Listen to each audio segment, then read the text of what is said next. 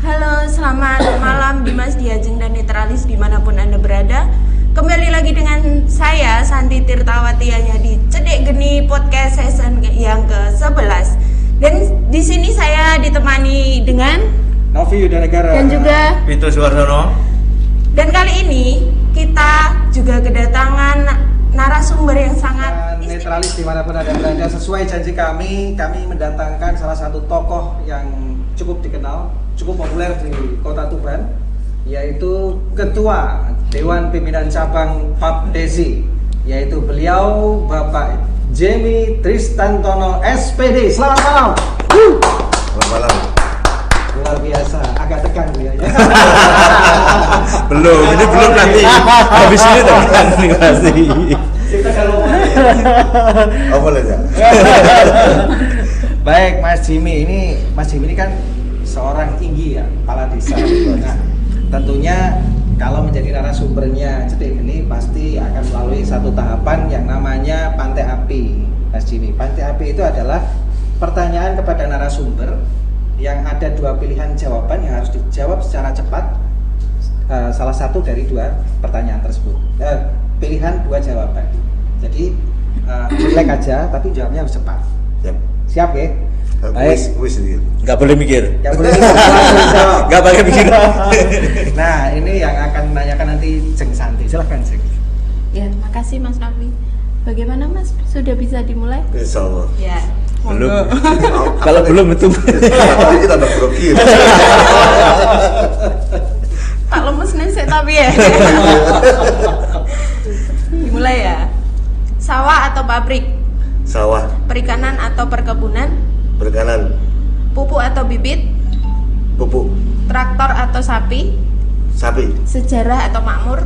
sejarah, Objek wisata desa atau swasembada pangan? objek wisata desa, Tanah bengkok atau gaji? tanah bengkok, Siskamling atau CCTV? diskambling, Menekan pekat atau menekan kemiskinan?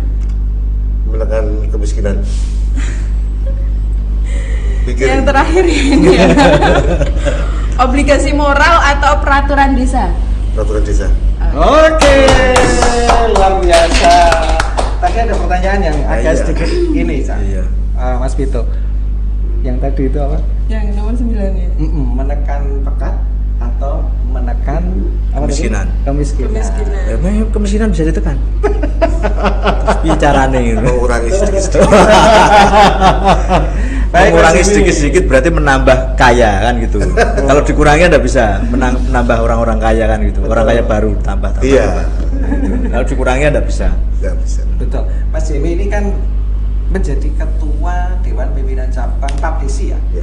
Nah, sebenarnya PAPDESI itu apa sih? Kan banyak orang yang belum tahu nih PAPDESI, terus kemudian apa namanya fungsi pokok tugasnya atau poksinya apa sih gitu. PAPDESI itu organisasi profesi kepala desa, yaitu perkumpulan aparatur pemerintah desa seluruh Indonesia. Kalau di tingkat pusat namanya DPP, DPP di tingkat provinsi DPD, dan di tingkat kabupaten DPC, sampai tingkat kecamatan DPK. Loh, kalau di DPP itu apa juga kepala desa dia yang mengepala itu? Ya kepala desa. Kepala desa juga Karena memang di pusat. organisasi profesi, masa di kepala yang Barangkali lain. barangkali kepala dua kepala yang lain. Nah, di sini kan ada apa namanya benchmarknya, trendmapnya itu kan kepala desa. Nah, bagaimana dengan lurah? Lurah itu apakah juga masuk ke situ atau enggak, Mas? Beda Mas. Jadi kalau kepala desa itu kan di Indonesia ada 74.000 sekian desa, tapi kalau kelurahannya kan beda. Kelurahan itu kalau di sini kan kayak di kota itu biasanya kelurahan. Jadi Iya. di desa otonominya lebih jelas kalau otonominya di desa. Kalau kelurahan kan memang kepanjangan tangan dari Ya, bupati ya. pemerintahan Ya, ya, dari pemerintahan. Oke. Nah, terus kalau kepala desa itu dia mendapatkan pendapatan bulanannya dari mana, Mas? Ada ya, kan sesuai dengan regulasi kan ada siltap, penghasilan tetap kepala desa. Jadi semacam kayak gaji itu ya. Ya. Kalau Kayak- tanah bengkok sekarang sudah masih ada atau enggak? Masih. Masih ya. Itu kan sesuai dengan hak asal usul desa lah, adat istiadat. Jadi bengkok itu ya memang dijadikan sebagai tambahan tunjangan jabatan bagi teman-teman kepala desa. Oh. Tapi kalau tadi yang tak sampaikan tidak ada tanah bengkok ya, tanah bengkok tadi. Makanya bingung jawab bingung tanah bengkok. Mungkin logatnya beda. Oh gitu. Dari kelurahan kayaknya, bukan dari desa. Nah kalau tupoksinya apa sih mas? Tupoksi dari Papdesi itu apa sih? Ya organisasi profesi. Jadi kita berjuang untuk kepentingan teman-teman kepala desa. Selain itu juga tidak lupa kepentingan masyarakat lah. Ya. Jadi banyak sebenarnya organisasi profesi, baik itu kepala desa juga ada Papdesi, di teman-teman perangkat desa juga ada yang lainnya.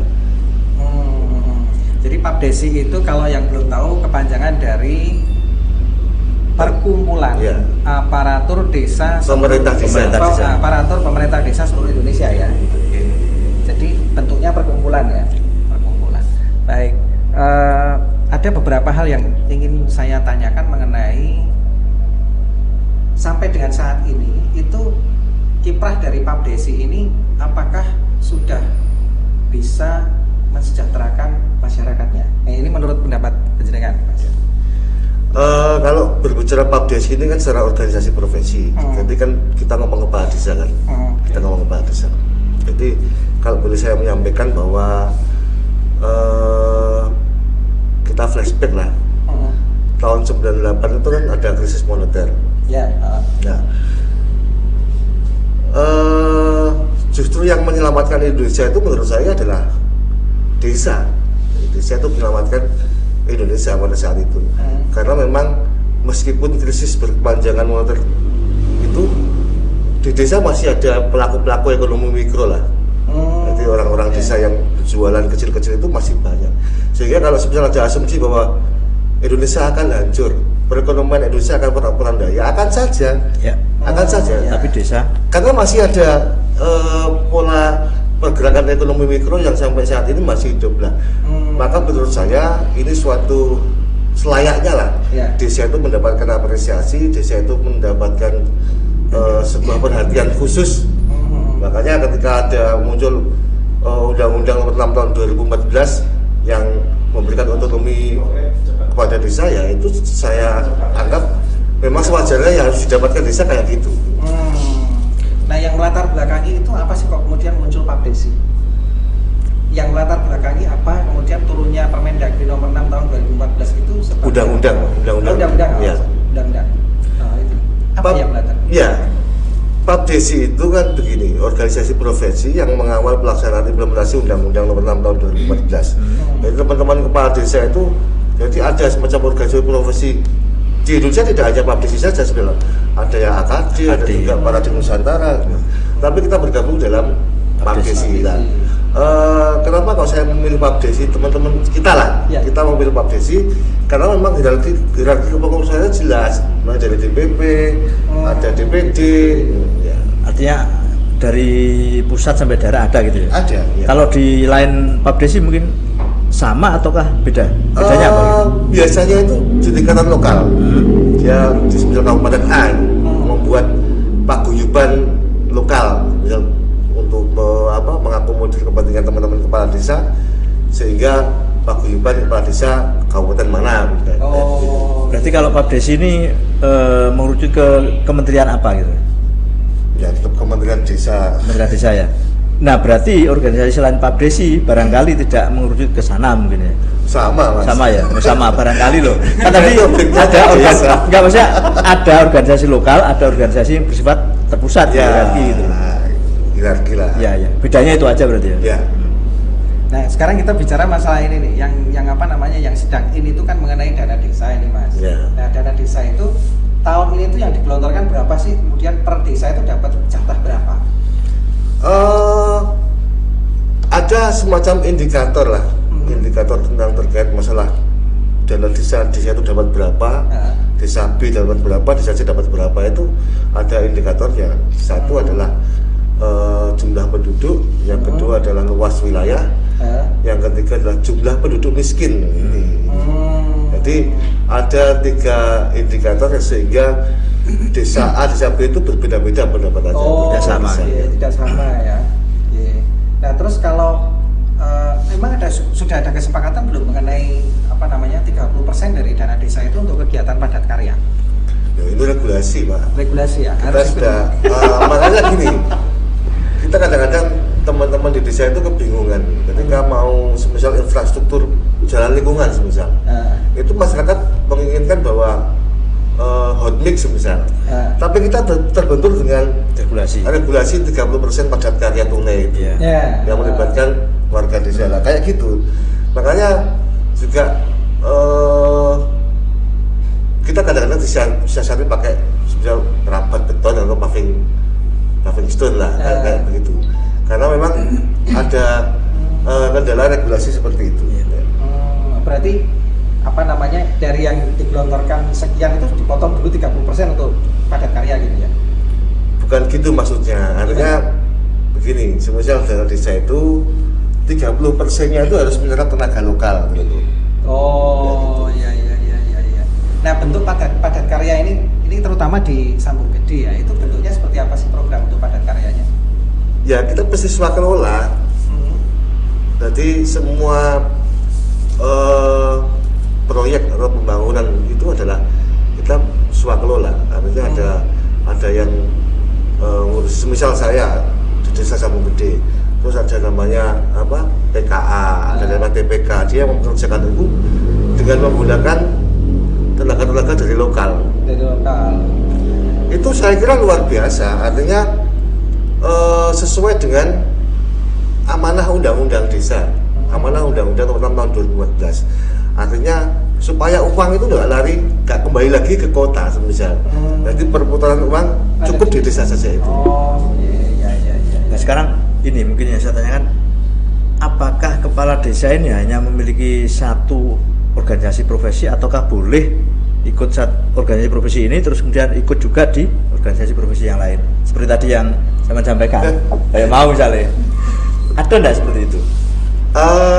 Ini kan termasuk ADRT kadang-kadang. Kalau berdisiplin organisasi itu ADRT itu dijadikan kitab kadang-kadang. Kadang-kadang kalau nggak disiplin ya bisa saja ikut organisasi A, bisa saja ikut organisasi B. Kayak gitu. Artinya tegas ya? Kalau ADRT tegas, Pak. Enggak, artinya ada enggak kira-kira yang menyimpang gitu loh barangkali. Kan kita tahu lah banyak organisasi. Ya, saya tahu. Ya tadi saya sampaikan bahwa semisal kalau mau berdisiplin organisasi ada aturan mainnya, ada regulasinya yaitu ADRT. Ya kita malu pada ADRT itu. Semisal kita nggak boleh nyabang ya nggak nyabang. Kalau ada yang nyabang, istilahnya sanksinya apa kira-kira? Kita itu kan bingungnya begini, ditanyain kayak begini tuh. Sanksi kayak gimana? Gitu. Iya, Misalnya gini, saya sebagai ketua DPC itu begini, noto tukang toto. Jadi saya berpikiran Papdesi ini kan organisasi profesi yang menata kolektif kolegial lah. Kolektif kolegial. Artinya tidak ada semacam sifat instruktif dan lain-lain itu kan kita itu sederajat saja lah. Mimpin pemimpin, nah, susahnya kan ini. Toto tukang toto. Kadang-kadang aku ini tukang toto kok bawa toto lah seperti itu. Nah sekarang yang menjadi kebingungan misalkan di tingkat daerah, ketika pemerintah daerah ini mau apa ya istilahnya berkolaborasi istilahnya dengan organisasi profesi yang ini gitu, yang lain tidak dapat, ini kan juga, nah mau pakai yang mana gitu loh, yang resmi yang mana? Alhamdulillah kalau di Tuban kondusif lah. Kita selalu berhubungan baik dengan Pemkab, dengan Dispemas, yaitu ada apa mesti menghubungi Papdesi kalau di tataran Pemkab Tuban ya. Iya.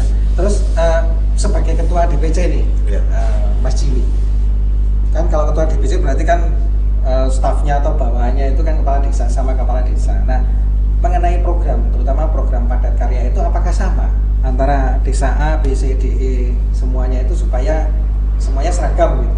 Seperti itu ataukah sendiri-sendiri dibiarkan mereka menerjemahkan masing-masing ya 30%? Ini kan otonomi desa. Artinya tidak ada semisal otoritas ketua Papdesi atau misal Papdesi itu sendiri mengatur bagaimana desa harus bergerak A, B, C, D, tidak ada.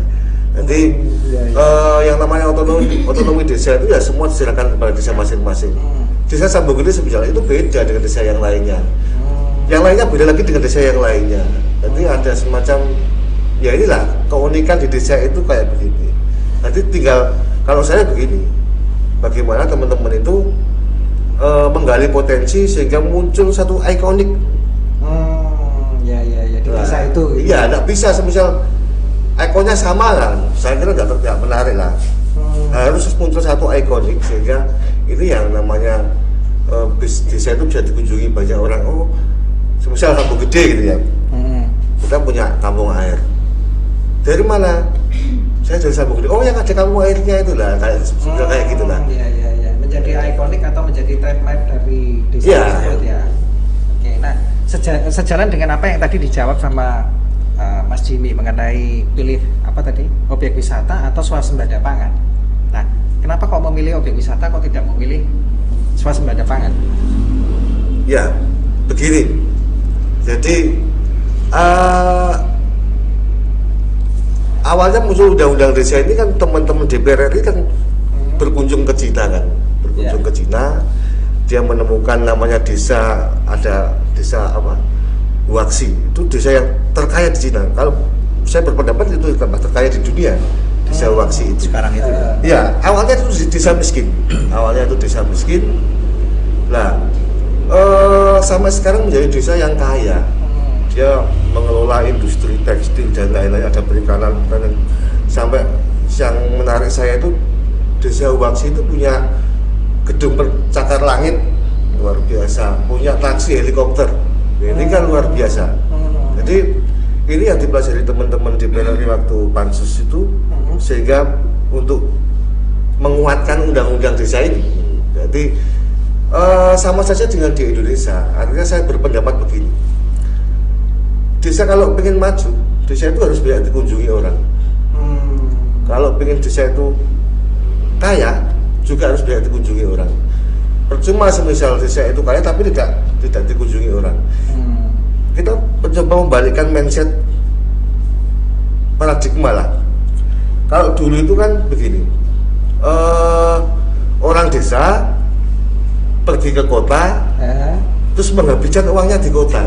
Nah ini saya mencoba berpikir, mengajak kawan-kawan, ayo membalikkan fakta ini. Bagaimana orang kota datang ke desa dan menghabiskan uang di desa. Ya ini untuk memperbesar perputaran uang di desa. Nah ini untuk mengurangi kesenjangan sosial. Kesenjangan sosial itu kalau kita lihat semisal hari ini ada semacam disparitas angka kemiskinan kan antara kota dengan desa. Itu jomplang Pak. Kalau di desa itu masih di angka di 2 digit lah, ada 13, sekian persen. Tapi kalau di kota itu sudah 7 sekian, 7, sekian persen. Nah ini kan hampir separuh Pak. Makanya banyak warga desa itu karena memang perputaran uang di desa sedikit, yang urbanisasi ke kota. Ya analoginya adalah semisal kalau kolam itu banyak ikannya, maka warga itu akan enjoy untuk memanfaatkan kolam itu, baik itu mancing maupun yang lainnya dengan mudah kalau ikannya itu banyak. Ini analoginya. Tapi kalau semisal kolam itu sudah ikannya tidak ada, sepi, maka sifat alami yang manusia itu pasti akan mencari kolam yang lebih. Ya ini urbanisasi. Ya ini yang namanya undang-undang desa itu lahirnya ya kayak begini ini, berangkat dari keprihatinan. Si Romo ngapain? Ini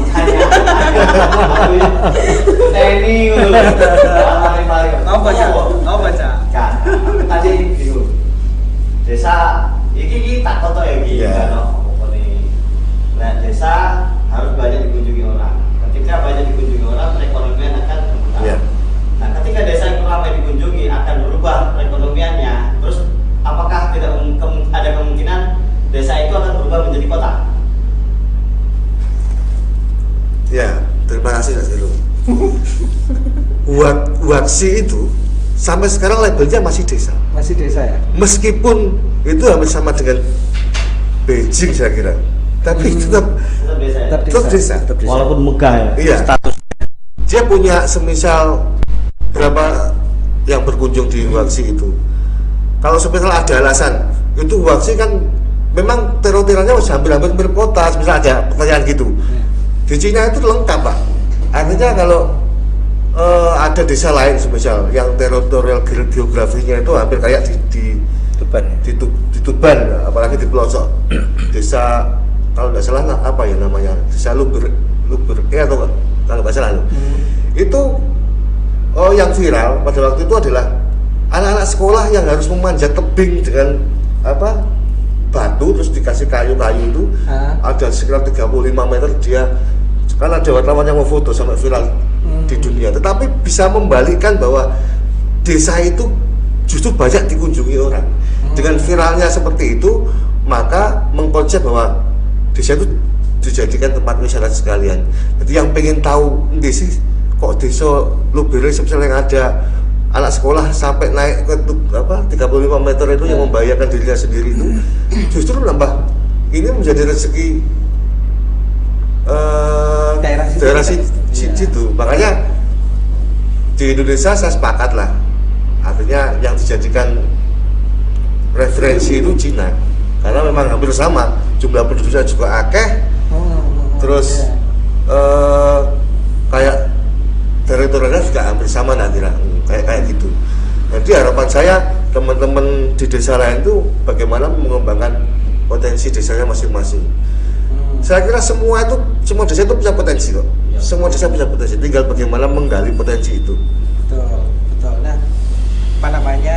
mengenai disparity tadi, kaitannya juga dengan hasil survei ya Mas Vito ya. Hasil survei itu kan Kabupaten Tuban itu kalau nggak salah ranking ketiga termiskin se-Jawa Timur, betul ya? Kelima sekarang.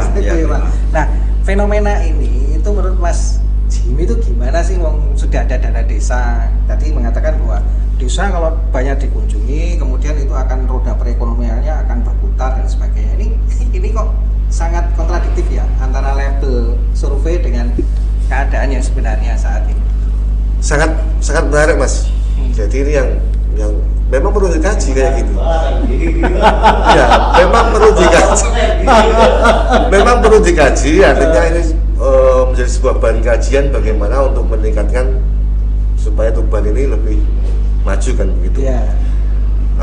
Satu sisi ada yang menyalahkan bahwa ini datanya yang kurang benar. Oh ini tidak salah ini. Tapi kalau memang itu sudah menjadi konsumsi publik ya mau nggak mau harus kita benarkan gitu. Mengurangi kemiskinan itu kan gini menurut saya, bukan kok orang itu terus dikasih semisal sembako atau dikasih BLT, bukan begitu. Artinya saya kayak bocor gitu. Bukan kailnya ya. Iya, saya itu paling begini. Saya itu paling nggak suka sebenarnya kalau masyarakat miskin itu dikasih terus bantuan langsung terus kayak ini menjadi hal yang bagi saya bisa memanjakan seseorang, memanjakan masyarakat. Tapi bagaimana ini loh nanti saya sampaikan di depan dulu. Perputaran uang itu dibesarkan dulu.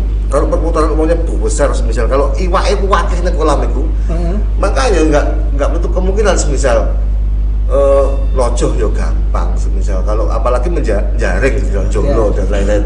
Kadang saking wakil itu ya nyakup gitu, ya perem ya oleh gitu loh. Tapi kenapa juga pemerintah itu malah menggelontorkan BLT? Itu kan juga nggak mendidik saya rasa. Ini kan kasuisitas ya. Kalau BLT ini kan memang karena hari ini kan berkaitan masalah COVID-19 itu. Dari dulu kan sudah ada BLT. Dari zaman SBY sudah ada. Iya, kalau ada semacam kompensasi lah. Dulu saya itu paling susah itu begini. Saya itu paling susah kalau ada, mungkin Mas Mufid pernah juga kan waktu itu. Paling susah jadi kepala desa itu atau dari perangkat desa itu ketika ada yang namanya bantuan langsung ini. Apalagi yang namanya bantuan langsung tunai berupa cash, uang, cash money itu sangat susah kita nggak tahu datanya. Terus yang hari ini yang turun semisal ABCDE Dadap Sutonoyo kita nggak tahu. Ketika semisal itu turun, yang lainnya yang nggak kebagian Nggak dapat. ya nggak dapat. Protes. Protes yang disalahkan tetap kepala desa, perangkat desa. Betul. Ya. Saya sering kali ketika warga saya ketika menanyakan, saya kok tidak dapat Pak Inggi ini. Saya bilang, kalau semisal saya itu yang bisa merekomendasi agar supaya warga itu dapat, tak kasih semua. Iya, betul. Karena aku kan juga penyalon mana gitu. Seperti ini kan. Duh, ini ini apa yang saya sampaikan kepada masyarakat. Biar mereka bisa menerima itu. Nah, berarti kan gini, apakah barangkali data kemiskinan di Tuban itu sengaja dibesar-besarkan tujuannya untuk itu, untuk mendapatkan gantol bansos tadi. Barangkali loh ini. Kalau sekarang lebih bagus, Mas. Artinya ada nama data DTKS kan. Data DTKS itu apa ya? Data terpadu kesejahteraan sosial kalau nggak salah, DTKS itu. Jadi itu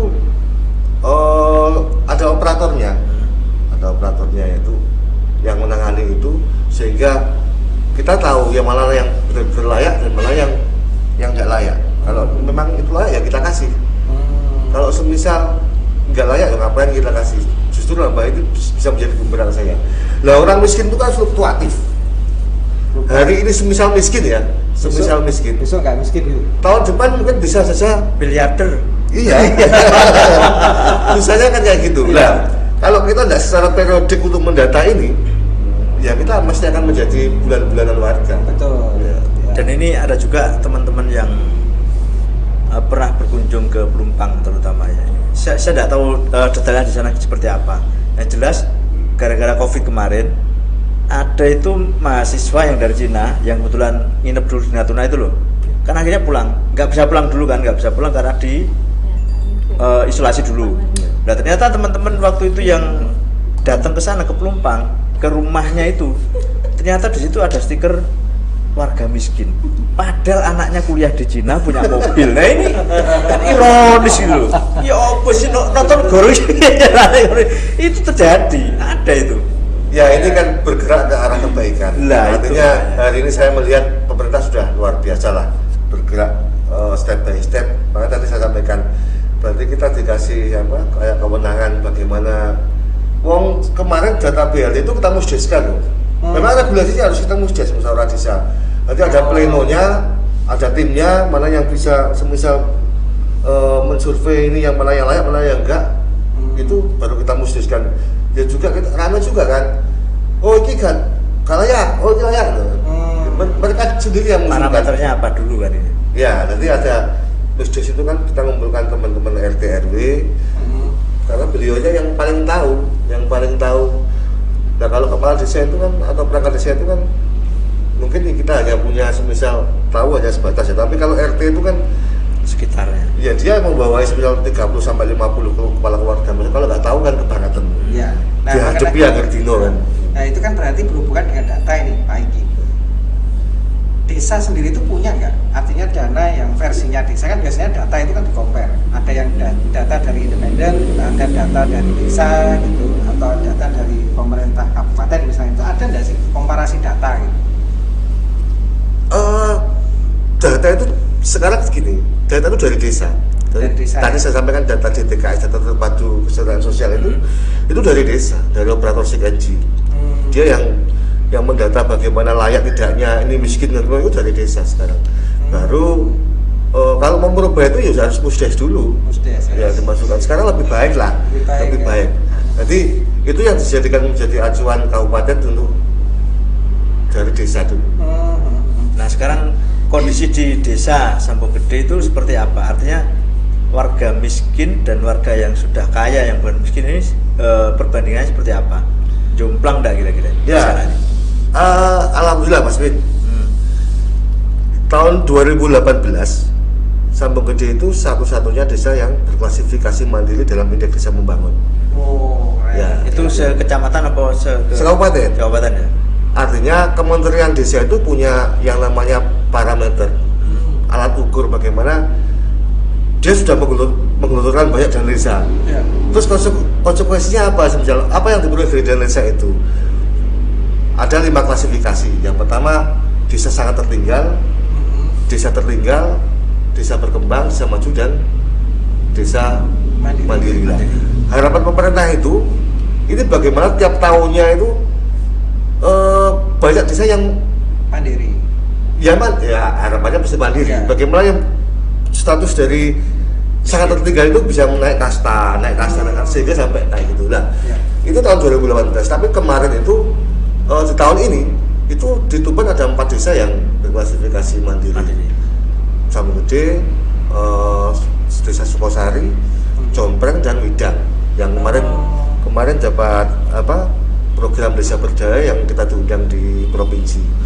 Itu alhamdulillah, artinya dari 2018 sampai 2021 ini ada perkembangan. Nah, harapannya nanti naik terus kan. Nah, kalau sekarang perbandingannya berapa persen antara warga miskin dengan warga Di Sambunggede? Alhamdulillah kalau Sambunggede itu dari semisal 1.100 sekian kakak itu yang miskin hanya 90 sekian kakak. Nggak sampai 10%. Nggak sampai 10% berarti ya. Oh, luar biasa itu. Lumayan. Terus keberadaan di sana kan ada ini dekat dengan pabrik semen yang luar biasa itu. Di sana ada ndak istilahnya dukungan atau sokongan atau mungkin istilahnya ke desa apa kira-kira ininya? Kita ini kan rank 17. Bukan rank seker. Jauh ya berarti ya? Jauh ya? Jauh. Aku kadang-kadang gini. Padahal dilewati terus. Nah iya, Nah, itu. saya ini dilewati tapi tidak masuk dalam rank 1. Ini. Tapi tidak masalah lah. Tapi kadang-kadang ya ada Nggak apa-apa, disuarakan aja. kecipratan. Kecipratan itu artinya setiap 2 tahun sekali itu kita dapat sedikit lah, entah itu beberapa untuk kita ngajukan proposal. Oh, artinya masih ada. Masih ada, tapi tidak seperti sefantastis misal Ring 1. ya. Nah, seharusnya rank 1 itu bisa jadi mandiri loh. Loh, Ya. yang mandiri itu kepala desanya, Pak. Bukan desa. Bukan gini.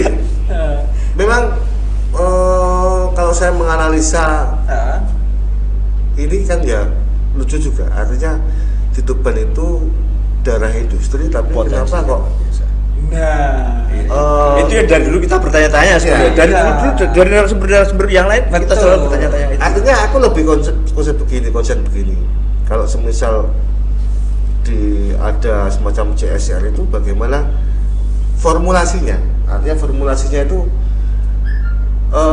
saya lebih menginginkan bahwa CSR itu semisal ada penggalian potensi di desa, semisal desa A digali potensinya dulu, baru itu dikembangkan dengan dana CSR itu. Saya semisal gini, tadi saya bilang desa ikonik gitu ya, desa ikonik itu Tasik Madu semisal. Tasik Madu itu sebelum ada blimbing ya biasa-biasa aja, ya kan? ya betul. Tapi ketika ada blimbing Tasik Madu itu berapa orang yang semisal berkunjung di sana? Ya. Kita jangan ngomong kok, loh itu Tasik Sugih kalau enggak begitu. Artinya ada semacam efek domino. Ya. Ya, Jadi itu. jangan ngiri pas kayanya aja, prosesnya itu Iya. ya. Semisal kayak gini, Tasik Madu, Bestin Teh, tukulnya yang Tasik Madu kan, nanti pedagang-pedagang itu. Iya. Kepengen beli rokok juga di situ. Iya. Di Tasik Madu. Nah ini loh yang efek domino seperti ini. Nah, yang CSR tadi maunya seperti apa? Ya kayak yang tadi sebenarnya digali potensi dulu. Semisal kalau desa A itu punya potensinya begini, ya itu dikembangkan. Bagaimana menjadi satu hal yang ikonik yang banyak dikunjungi orang. Nah, Terus dikucurkan, desanya Mas Jemi biar dikunjungin orang banyak di itu aja dikasih artis-artis dangdut. Jos. Kita punya kampung air, Mbak. Oh, di mana? Di Sambunggede kan punya ikon yang namanya wisata kampung air itu. Iya. Itu pengunjungnya tidak dari Tuban saja, ada dari Lamongan, dari Gresik, dari Blora, dari Rembang. Bahkan banyak juga desa-desa yang di Bojonegoro, di Lamongan, di daerah itu yang sudah dibanding di Sambunggede banyak. Enggak, tadi tuh gini, Santi tuh kayaknya enggak tahu. Kalau kepala desa Sambunggede itu pengepul artis. Bahkan loh, Ini produser ini. Produser musik ini. Serempet titik Tapi bukan nyenggol. Padahal tak senggol. Justru ini pengepul artis ini. nah itu hobi saja. Oh ya. lebih sambilan. Ataukah pekerjaan utama barangkali. Kepala desa sambilan. Kembali ke CSR, jadi artinya formulasinya adalah CSR itu harus merata ke semua desa gitu ya. Ini saya menyimpulkan dengan catatan bahwa masing-masing desa itu harus bisa memunculkan ikoniknya. Mas, Gitu, bukan ke masing-masing desa, nanti saya diprotes sama orang. Artinya, kamu tuh ring berapa kok minta CSR? Misalnya kayak gitu. Yang dapat itu kan ring 1. Ya ring 1 ya dia yang dapat CSR itu.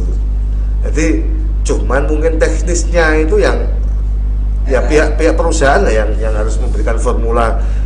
Oh, kalau begini kok ternyata hasilnya kayak gini doang. Oh, berarti perlu tak rubah konsepnya kayak begini. Iya, iya. Nah itu. Iya. Itu tadi tidak memberikan ikannya, tapi kailnya kan itu untuk Iya. dorong Tapi warga atau seperti itu tuh perlu peraturan daerah nggak sih, Mas? Menurut penjenengan? Ya, kalau kuatnya sih harus ada regulasi kalau kuatnya. Artinya di sini kan DPRD, ya kan? Ya.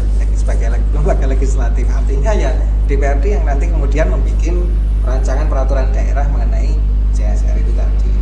Dan ada juga gini, misalkan tadi Mas Jim kan menyampaikan ikonik dari desa tersebut. Ada kasuistik di salah satu desa di Tuban lah gitu. Kalau misalkan ingin membangun lokasi wisata, desa kesulitan dalam hal investasi. Kemudian dia ternyata mendatangkan investor dari luar desa. Artinya investor itu justru membeli tanah di situ yang besar-besaran, jumlahnya sangat luas, dibeli akhirnya dibikin wisata. Kenyataannya adalah uangnya bukan masuk ke desa, uangnya masuk ke investor tadi. Terus gimana ini caranya? Maksudnya biar dari dari uang dari luar tadi, biar muternya kan di ekonomi desa gitu loh. Kan ada kejadian seperti itu. Tanahnya dibeli orang luar, dibikin wisata, lah uangnya kan nggak untuk desa akhirnya. Itu yang terjadi. Iya Mas, kita itu kadang-kadang dilemanya begini. Artinya kalau semisal wisata yang berskala besar itu kan modalnya sudah besar. Dan desa itu kan uangnya terbatas, apalagi semisal dana desa dipakai sebenarnya itu yang lainnya nggak kebagian. Padahal masih banyak infrastruktur yang membutuhkan. Nah, ya ini bagaimana teman-teman kepala desa menyikapi. Semisal oke lah kita kerjasamanya lewat ini, ada MOU semisal. Tapi toh semisal itu dikelola oleh investor semisal, murni semisal, kita masih mungkin bisa ini parkirnya biar teman-teman, tapi tetap ada efek dominonya lah, saya kira. Barangkali pegawainya dari warga desa tersebut. Iya, tetap ada bagaimana kesepakatan antara pihak investor itu dengan desa. Iya. Nah, kembali ke dana desa tadi Mas. Itu dana desa dikucurkan itu langsung ke desa atau melalui Pemkab? Ya, ini kan alokasi 10% dana APBN kan desa itu. Nanti